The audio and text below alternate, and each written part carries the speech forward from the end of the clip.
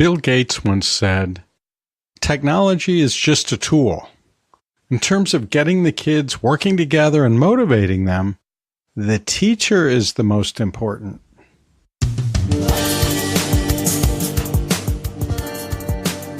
A few minutes to focus on teaching human anatomy and physiology with host Kevin Patton.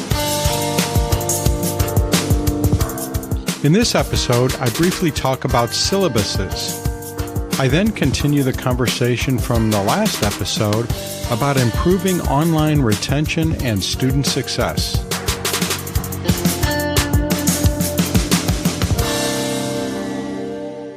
In the opening there, you just heard me say syllabuses. And you're probably thinking to yourself, why do I even listen to this guy? He can't even get the simplest terminology correct. Doesn't he realize that the plural form of syllabus is syllabi? Well, it's true that I often get things wrong, especially pronunciations of terms, an issue I've brought up before with y'alls. Wow, I just said y'alls. I picked that up when I briefly lived in Galveston and hardly ever pops out anymore. But there you go. I can't even get the proper and correct form, you all, out there.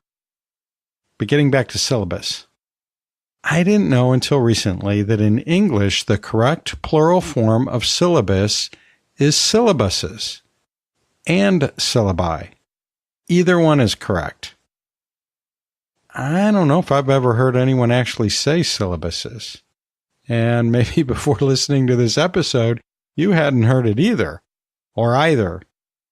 Turns out that the English word syllabus was coined way back in 1650 from a modern Latin word that was itself formed sort of by mistake by several misreadings and misinterpretations of some similar sounding Greek words.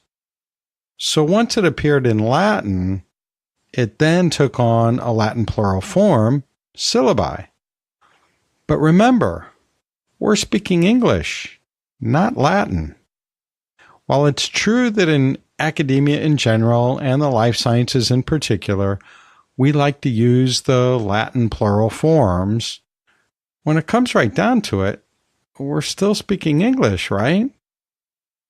So it's syllabi if you want to preserve the Latin flavor, and who doesn't? But it's also perfectly fine to use syllabuses as the plural form.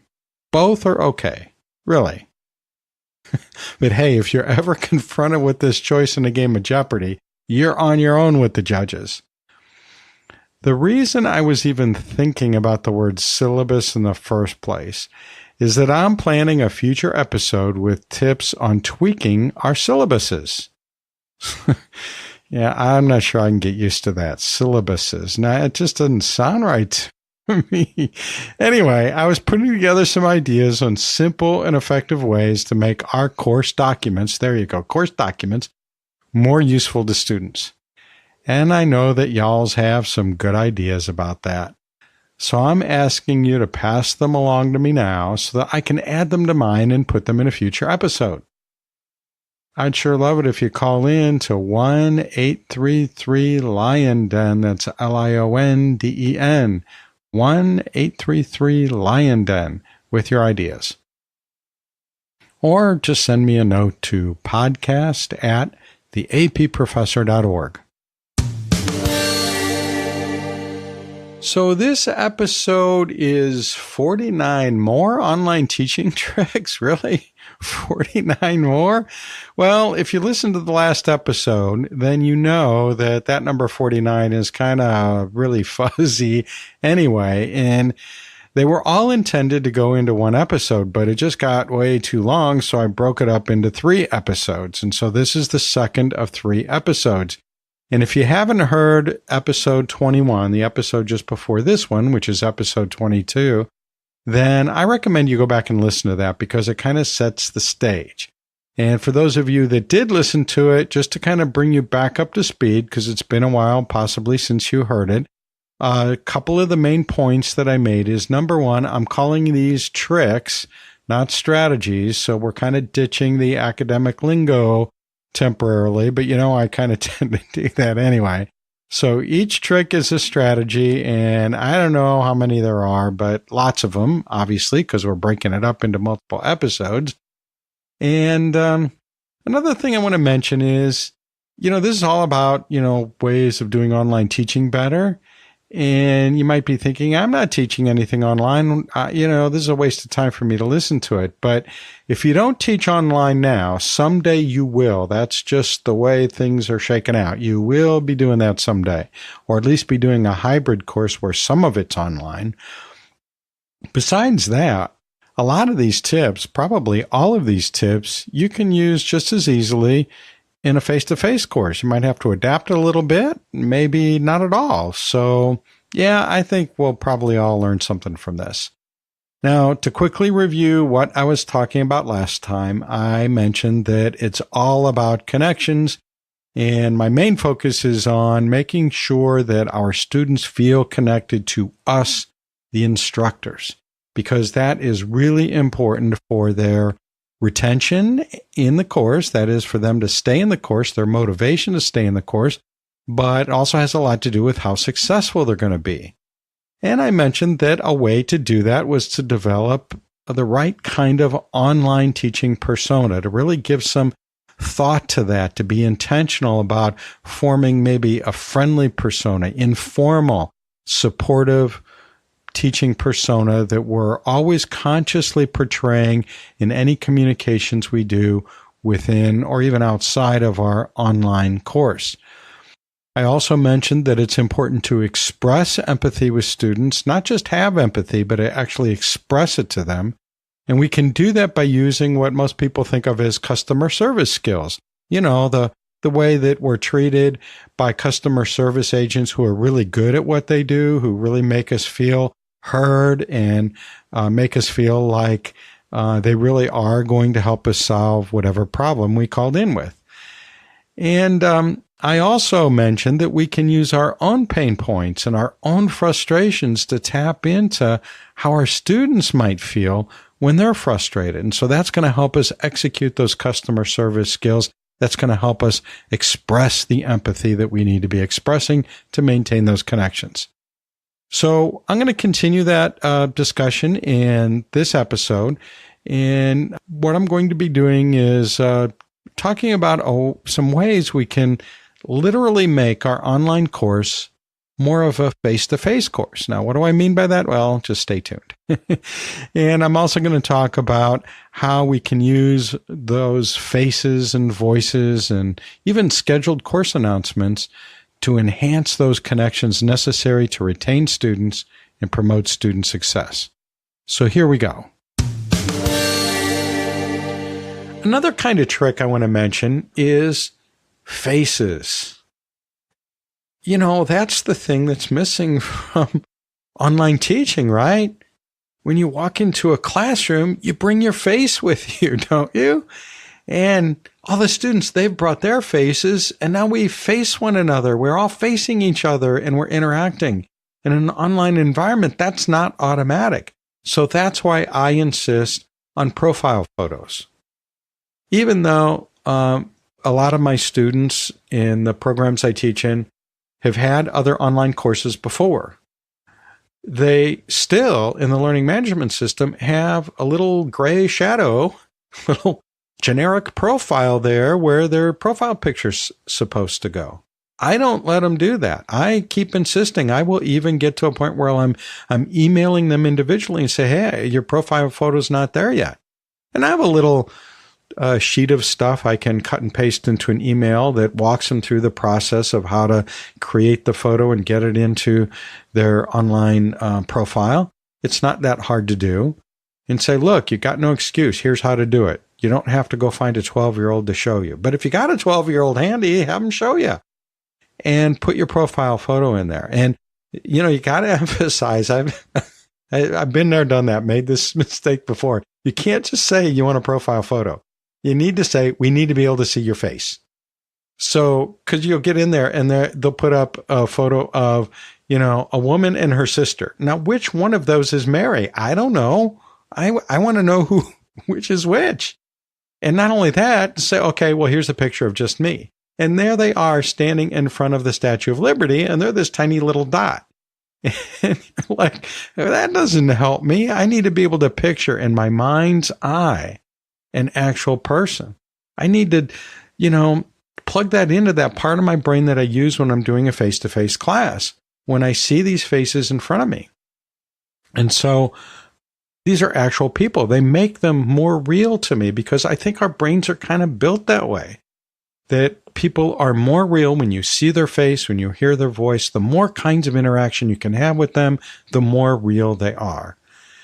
And another thing that I found out the hard way too is encourage them that their profile picture should be, I don't know, sometime within the last 10 years, not like 20, 30 years ago. I think a lot of returning learners tend to do this more, mainly because they have that one favorite photo where they looked really great 30 years ago. And I've always gotten compliments on that photo, but they don't look anything like that anymore. And I don't necessarily mean in a bad way. Sometimes, they look really good, but that photo just doesn't look like them anymore. And so, try to get them to get something kind of recent. And one other thing about the photos is that some people are shy about doing that. And you have to really just kind of encourage them and say, look, it's going to work out better for every one of us, that this is just a thing we do in this class. And I've never had anybody push back very hard on that. Another thing I tell them too, some people like to put their dog up there for their profile photo and stuff like that. And we don't want to make fun of people doing that because, I don't know, maybe I don't remember ever doing that, but maybe I've done that at some point on social media or something like that, or put a cartoon character up or a heroic figure or who knows what. But tell them, look, okay, you want to do that for a day or two? Or maybe even for a week. Okay, fine. Your dog just died and you're really sad about that. Okay, I empathize with that. Go ahead and do that. But then put your own photo back up after a few days. And you might, while you're sort of in that realm, encourage them to maybe add a little bit of personal info to their profile. Most learning management systems allow, you to list like interests and hobbies. And something I like to ask my students to put in there is, tell me why you're in school right now, or tell me why you're taking this course. I'm not asking for sensitive, private information here, like the names and birth dates of all your children or your siblings or whatever. No. That's not what I mean by adding personal info. What I mean is just tell us something about yourself. Tell us something that'll help us connect with you as a person. And I go back and I look at those. And I found out some very interesting things about my students. And that makes them more memorable to me, easier to remember, and therefore easier to connect with. Something that I always do that has worked out really well in my courses, and maybe you're already doing this, I think this is pretty common, is I have something that we call the Student Cafe. That is its own discussion forum that's just open-ended. It's not required or anything. And they can go in there and discuss things with each other or whatever. And I usually have an initial assignment. It's not graded, but I ask them to do this, to go in and introduce themselves. And I tell them, look, some of you already know each other. That's fine, but I don't know you yet. So tell me something about yourself, and put that in the Student Cafe. And I post usually the first one to kind of give them a kind of idea of what I'm looking for, and tell them, where I live and what I do in my spare time and things like that. And so some introductions there, and then just open it up and say, look, this is for informal chats throughout the semester. Another thing that kind of overlaps this, told you there's a lot of overlap, is that as an instructor, we need to keep our faces out there too. And, I've mentioned a number of times that I'm an introvert. And so my natural tendency is not to put my face on a billboard. But if I was selling real estate or insurance, I might have to put my face on a billboard. And you know why they do that? Well, you know why they do that, so that we recognize them. So when we meet them in person, they're like, oh, yeah, I know you. You're the guy from the billboard. You're the lady from the billboard. You're that couple from the park bench, or the bus stop bench and so on. You're the person on the side of the bus and so on. And we, it seems silly, but that forms a connection. We instantly feel more connected with them. Or if it's somebody that you know, and then you see him on a billboard, it's like, oh my gosh, I know that. My backyard neighbor, he's a TV weather reporter. So I sometimes see his face on the side of a bus. I'm like, oh, yeah, I know him. I know that guy. He's my neighbor. And same thing with the real estate agents that live up the street. There's a couple up the street, and I see their pictures all over the place. And that forms an instant connection. So even though it may not be our own personal style, it needs to be our professional style if we're teaching online. And that is keep your face out there a lot so that people can connect with you. And if you've gone to my website, the appprofessor.org, you've seen my picture in a few places. Why? Because I want to have that connection with you so that you can connect a person with that website. It's now not this disembodied digital beast out there. It's Kevin's website, and you can feel some connection to me through that website because my picture is here and there in another place. So we need to do that as instructors. Another way of doing that, I almost forgot to mention, is that I use a lot of video intros and announcements. Not a lot, but I pepper them in there so that I will either just take a straight video or I'll use some platform like Camtasia, or I usually use iSpring software, which is a plugin for PowerPoint. And so I'll have like a few little points on a PowerPoint, maybe to introduce a new topic. And there'll be Kevin's little talking head up in the corner. And I just did that one time because it was a new feature in the software. And I thought, oh, I just want to see if it works. And I have a webcam, so why not? I'll try it. And oh my gosh, my students just fell over one another saying, oh, that is so great. We feel so much more connected to this course. I'm like, oh, really?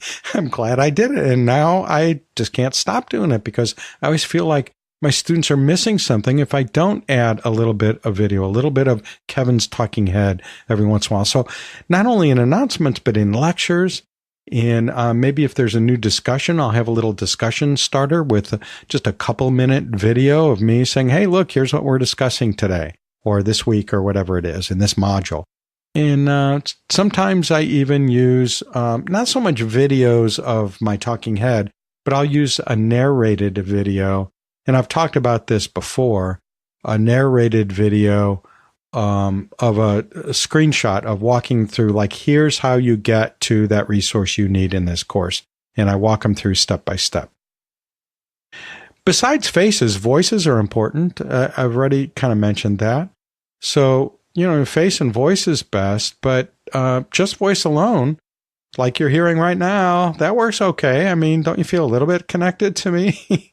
You'll probably, when you run into me in some place in person and you hear my voice, coming within earshot, you'll think, oh, I know that voice. Where's that voice? I can't tell you how many of my students, I'll run into them somewhere and start talking to them. And, one of their little kids will walk up and say, you're mommy's teacher, aren't you? I can tell because you sound just like her teacher when she's listening on the computer. And so, there's that connection. You're even connecting with other family members, when you're using your voice. So, use your voice. And a lot of LMSs have that recording ability on announcements, like just built in. You don't have to do anything separate and import it in. You can actually record the audio in a discussion response or in a news item or announcement posting in your learning management system. I think the good thing about either the video or the audio alone is that it's a really good way to convey tone and really project that kind, friendly, supporting kind of online teaching persona that you want to have. Because sometimes in written communication, especially when we don't have time, but we want to get the answer out there and we're very terse and it comes across as being snippy, and that's not what our intent is. So tone is hard to do in a purely written form. And so sometimes we can get beyond that. So if it's something that you really want to be especially careful about conveying tone, think about using video and or voice to portray that tone. So that leads us into textual ways of communicating with our students to maintain that connection with our learners that we need to really make the online learning environment supportive and to help retain our students and help them be successful in our course. So text, it's an easy method, but it can be very powerful. As I just mentioned, conveying tone is more difficult with text, so we need to be careful of that. We need to be careful not to be too terse, to always throw in some niceties there, like, hey, wow, what do you think about this weather? Or I'm really looking forward to this day off that we're getting soon, or holiday, or whatever, to personalize it a little bit, to make it a little more friendly than it would be. It's like, no, I said no before, I still mean no. And that's not a good way to keep our students engaged and have a positive feeling about their learning and about you. One bit of advice that I have is if you're a little concerned about the tone of something, like you're responding to something, or, every once in a while you run across these cases of plagiarism or cheating or something like that, and they're just uncomfortable, and you want to come down on the student, but you want to do it in a way that's not going to rip them totally to shreds either. Or maybe something less serious than cheating. But, it's just like, if I've told you once, it's a million times, look in your syllabus. Well, you want to be careful about that. So my advice is reread, and then reread it again before you hit send. Did you notice I used 3 rereads? So there we go. 3 times, I really mean it, is to keep rereading it. As a matter of fact, if you're not sure whether it's the right tone or not, it probably is not the right tone. So rewrite it. And it might not be a bad idea to ask somebody else to read it if you're not sure. If there's a colleague nearby that is used to dealing with students, ask them to reread it. I often ask my wife to reread it because I work from home mostly and don't have a colleague nearby to read that. I do sometimes. We'll send it to a colleague and ask them to read it first. But ask my wife, and she's a nurse. She has dealt with clients and so on. So has had to develop some of those same skills. So she'll look at that and give me some input like, oh, it sounds a little snippy to me here. Maybe is that really what you want to convey? And so now's a good time to remember those customer service skills. So, when you're, replying back to something, pull out those phrases like, yeah, I can understand how frustrated you must be. Or, explain some rationales. Like, well, that is my course policy and I'm going to stick to it. And you might want to take a moment to say, look, it has to be that way. Otherwise, this or that could happen. Or, you won't understand that this or that could happen as a result if we don't stick with that course policy or that course practice or whatever it is. So sometimes rationales are good. Sometimes they sound like over-rationalizing something or rationalizing something that's not rational. But, sometimes there's a reason that a student may not be able to see that they have to turn something in by a certain date or whatever, because otherwise, this and that and the other thing are going to unravel. So yeah, you got to get it done by then. Another way that we can use text to stay connected to our students is through scheduled announcements. And what I mean by that is using the learning management system, although you don't have to. There are ways you can do this by way of email, sending out emails to your students too, but I think it's easier in a learning management system where there are tools built in where you can create messages and then, schedule them ahead of time. Like, right before the midterm exam, you might want to say, hey, remember the midterm exam's coming up. Make sure you're ready for that. Just short little note, maybe remind them, hey, remember there's tutors in the learning center at the college, or remember this advice that I gave you, or, here's a link to some advice on how to prepare for an exam and so on. So just something to remind them while at the same time letting them know that you care about their success. When some of those points at least are going to happen, so you can schedule them ahead of time. And not only that, with a learning management system, you can then take all of them and import them into your next time you offer that course. and you just, massage the dates a little bit so they're coming out at the right time, and there you have them all over again. So see how easy it is to do, and yet the student is hearing them or reading them for the first time. And by the way, they might be hearing them because, you can weave in some audio and video messages within those kinds of announcements as well. You might want to consider a very brief, just checking in type communication. I do that in one of my courses that is self-paced.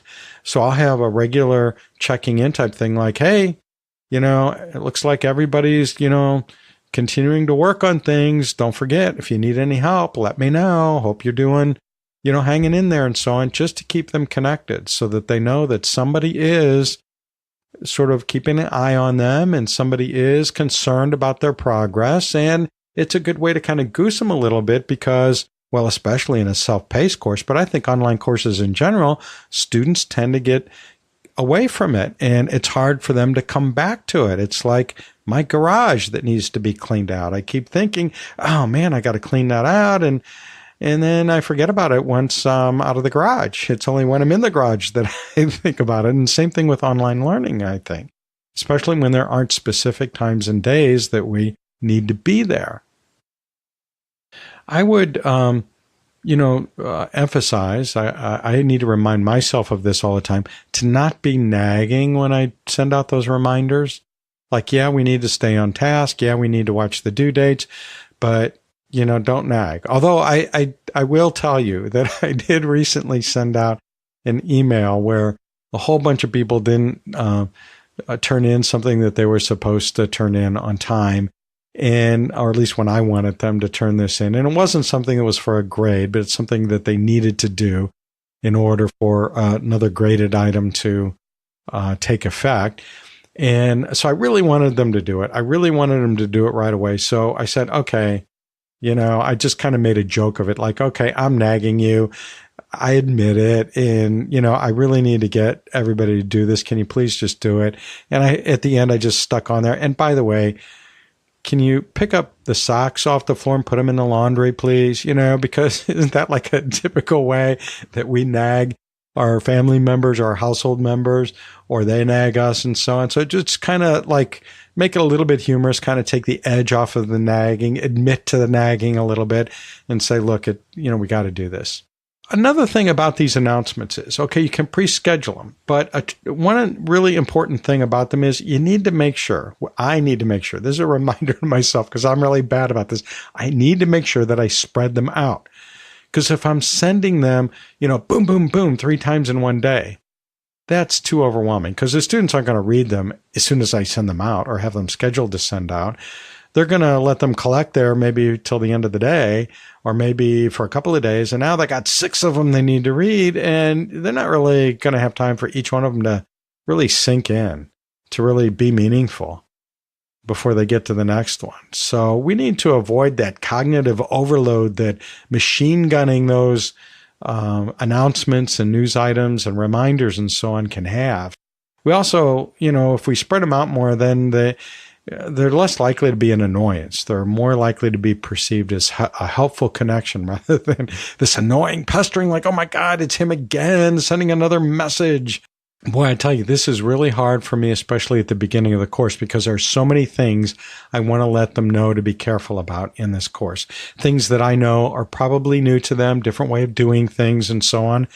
I really need to make sure that I stretch those out over the first, couple of weeks rather than the first couple of days.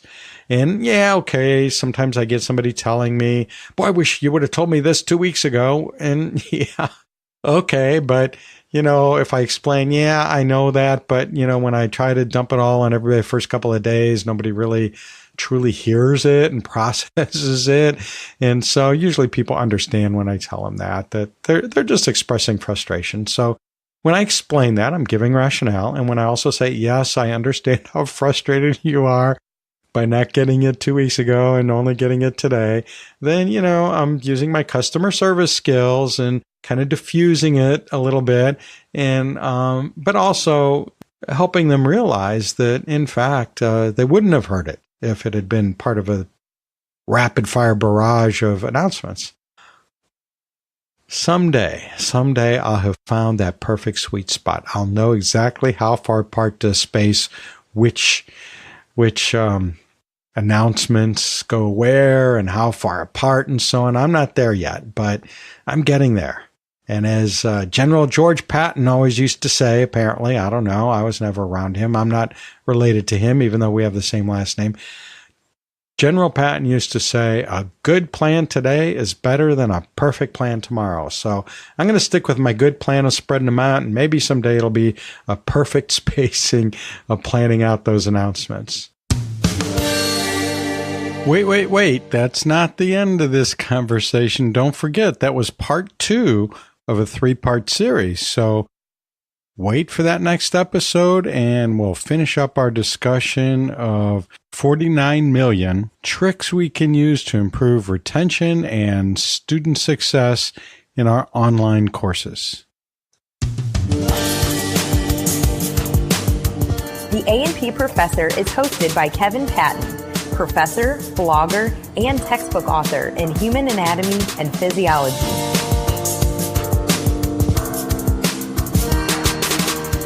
This episode is 100% fat-free, and no sugar or other sweeteners have been added.